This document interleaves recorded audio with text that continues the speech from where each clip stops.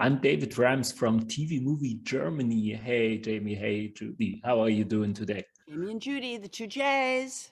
Yeah, the two J's. I'm really happy to talk to you guys today. Well, first of all, what a kick-ass film. I have to start by saying that Halloween in 2018 was such a huge success, and that was 40 years after the first film came out. So I would just love to know from you what makes a franchise so passionate and so successful. Yeah.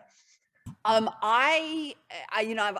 been playing Laurie Strode for 43 years, and I've been asked over the years, what is it? What is it? What's the secret sauce? And I think the secret sauce simply is, back in the beginning of time when people started telling stories, there was always good and there was always evil. And the collision between good and evil is intense.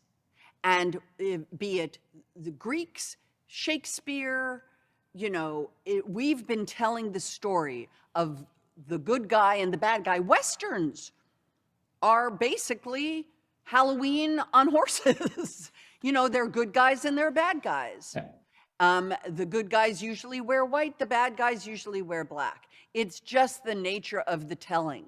We've been telling that story, and I think John Carpenter and Deborah Hill, when they were given this opportunity, make me a babysitter slasher movie.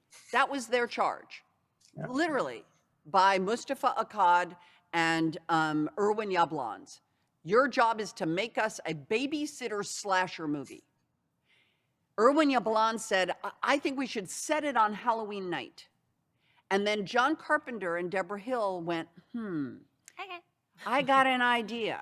Let's come up with the most ubiquitous image of innocence. A 17-year-old virgin high school brainiac who can't get a boyfriend. And let's have her walking down those streets in a Midwestern town with her friends, and then let's introduce into that scenario the image of a man with no face, with no expression, so that people can only imagine the evil that he is and have them collide. And I think that's why back in 1978 it worked, and I think that's why in 2021 it still works. I mean, both your characters actually are very different from the first film, although the film just plays a few hours after that. I would love to talk to you, Judy, maybe about that and about the transformation, especially from your character. Yeah. Well, Karen spent her whole adult life not believing her mom and thinking her mom was crazy. And in a split second, she has to join her team.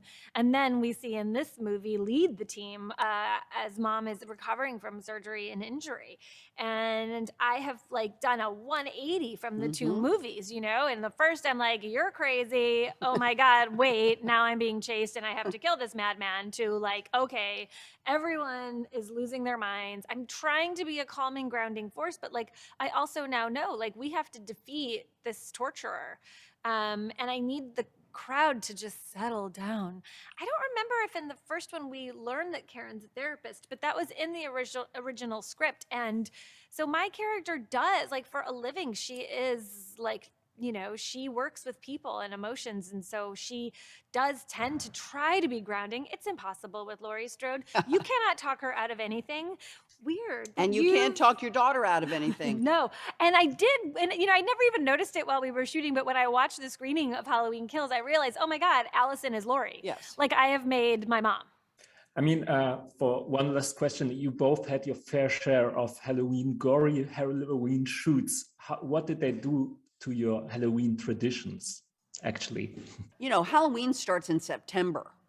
People start talking about, what are you going to be? What are you going to be? So I've been a big participant in Halloween, even though I live in a neighborhood where nobody shows up. So my kids have always dressed up, but we always have to go to somebody else's neighborhood because literally nobody knocks on our door.